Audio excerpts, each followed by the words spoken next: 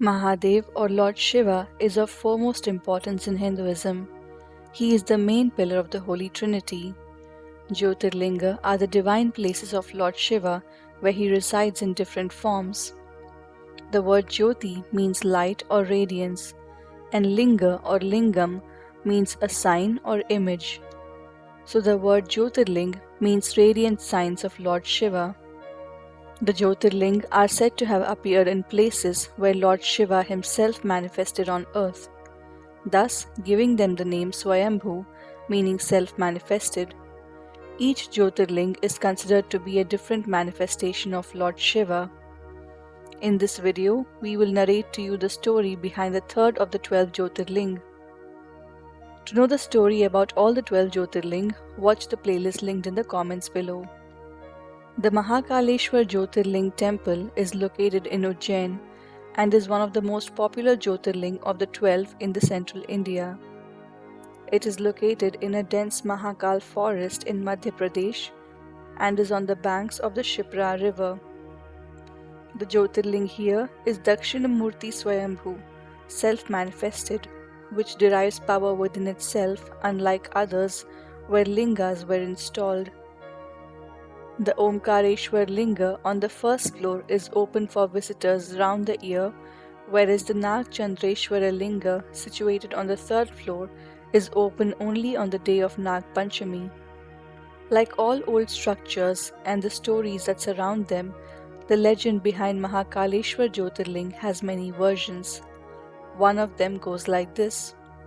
According to the Puranas, the city of Ujjain was called Avantika and was famous for its beauty and its status as a devotional epicenter. It was also one of the primary cities where students went to study holy scriptures.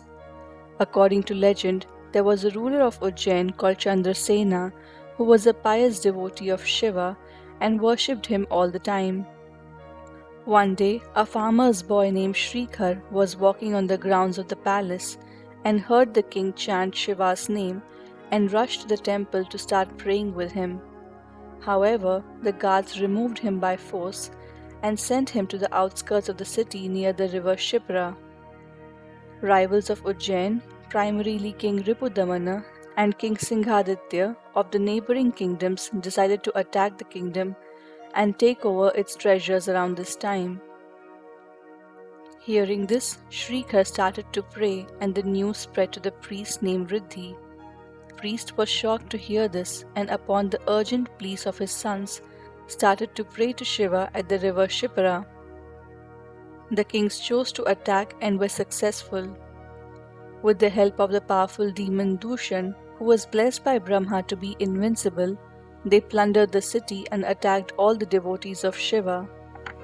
Upon hearing the pleas of his helpless devotees, Shiva appeared in his Mahakal form and destroyed the enemies of King Chandrasena.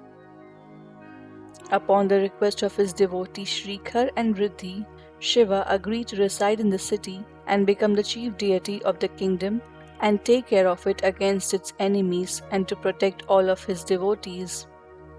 From that day on, Shiva resided in his light form as Mahakal in the lingam that was formed on its own from the powers of Shiva and his consort Parvati.